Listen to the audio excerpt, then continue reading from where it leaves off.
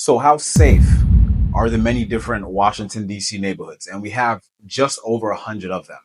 Well, that's a very subjective question. And depending on who you ask, you might get a different response every single time. So in this video, I'm going to share with you a very valuable resource that you can utilize so you can come to your own conclusions about these neighborhoods. And we're getting after it right now.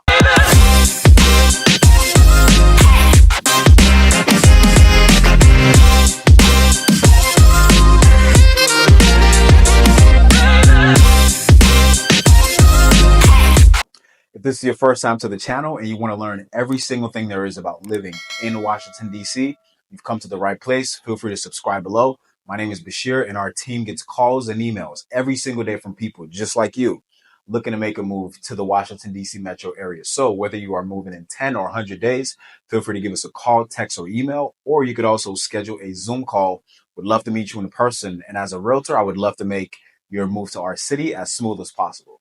So as a realtor, a question I get a lot of times is, how safe is a certain neighborhood? Should I avoid a certain neighborhood? What neighborhoods in DC should I avoid? And I really can't answer that question because that'll be a violation of housing laws if I was to tell you that a certain neighborhood is dangerous and you have to avoid that neighborhood at all costs. What I can do is point you in the right direction by giving you resources so you can make your own conclusions based off information that you're able to see online in real time. And we're going to get into that at a later point in this video, but that's the direction which I usually point people in when they ask that question. Now, I want you to tell me if this has ever happened to you, right? You get into a conversation with a friend and they tell you, oh, you need to avoid this certain neighborhood or you need to avoid this certain quadrant of a city. Let me give you a real-time example of that. So I have a client right now. She's looking to buy her first home in the city in DC. And she had a close friend who told her she has to avoid DC at all costs. And of course, the next question that followed from me was, does that friend actually live in DC? Does she live in the neighborhood that she's telling you to avoid? Has she ever lived there? Does she have family or friends who've lived there? And I wasn't surprised that the answer to that question was a big fat no. Matter of fact, coming to find out, she lives somewhere out in Virginia. So you have to be really careful on where you get your advice from on certain neighborhoods, right? Because how is someone who lives in a completely different state going to give you advice on where you should be living in a completely different state? Well, I mean, DC is not a state, but in a completely different area or district or neighborhood. You have to be careful where you get your information from and make sure you're not making buying decisions. You're not buying into a neighborhood based off hearsay. You want to make sure you do your own due diligence, especially if you're going to be buying property in a certain neighborhood. Because here's the thing, at the end of the day, you're the one who's going to have to live there for the next 2, 5, 10, or even 20 years. So we have to be careful with that. In my opinion, there are only two ways to perform due diligence on certain neighborhoods. The first one is have a conversation with the neighbors, right? So when you're out in these neighborhoods, if you're visiting or if you're even house shopping, you're going to see people walking on the streets. You're going to see people walking their dogs and just out and about, right? Strike up a conversation with those people. Ask them if they feel safe in their neighborhood.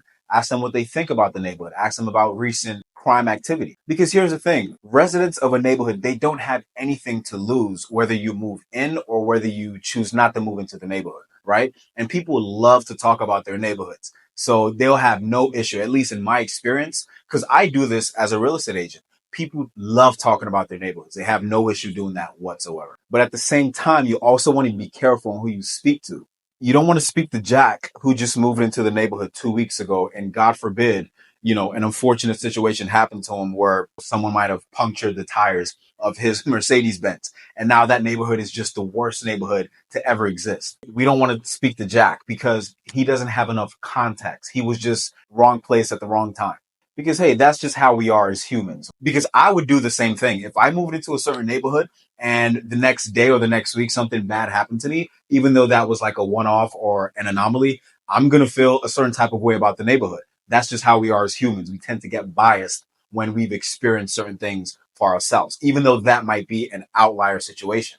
Who you really want to be speaking to is Susie, who might have lived in the neighborhood for the past 6 to 12 months or even more, because she's been there on a day-to-day basis and she's going to have a more biased opinion about the neighborhood and will be able to give you way more context than Jack. So don't speak to Jack, speak to Susie.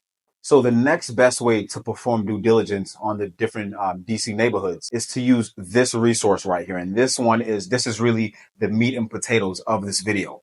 This strategy is for all my introverts or not who would rather not strike up a conversation with Jack and Susie, but want actual real-time data and stats on a certain neighborhood that you might have your eye on. So I'm going to share my screen with you and let's dive deep into this resource. Let's get started.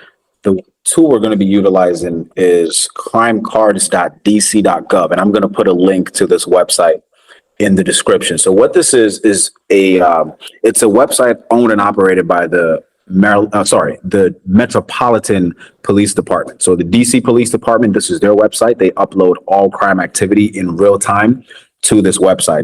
District residents can take advantage of this, or anyone who might be thinking about living or moving to DC. Up at the top here, it says, I want to explore all crimes over the past 1 year to date citywide. These words in the blue, they are interchangeable. So we can select either all. So if we click this, it shows the different types of crimes. So burglaries, thefts, car theft, stolen autos, arsons, and so on and so forth. Just for the sake of this video, let's just do all crimes over the past, I think 1 year to date should be a good option because that's going to give us context and is going to allow you to see trends on what's going on in several different neighborhoods. And we'll just select police sector and we're just going to hit OK. It takes us, so this is the map. All we're going to do is we're just going to enlarge this and it tells us the yellow is the minimum and the purple is the maximum. I guess areas selected that are highlighted in yellow, it tells you that there's less crime activity over there. So as we zoom in, you can take a look at the different areas and see where they fall within this color spectrum.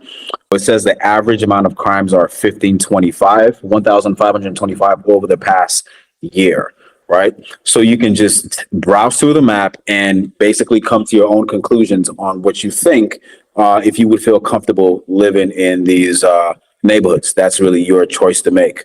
We can even edit this to, let's click on property crimes and we hit OK. That shows us what parts of the city different property crimes take place, right? Again, same thing. We can just zoom into the map and the neighborhoods are highlighted. We can see the streets. We can see everything, streets, neighborhoods, cross streets, and this gives us the full picture. This is where you want to come and get your information, right? You don't want to listen to the opinions of other people because a lot of times it's not based off any measurable facts whatsoever. So this again gives you real-time data, and I think this is a very helpful resource for you to make your decisions on what neighborhoods you would want to live in.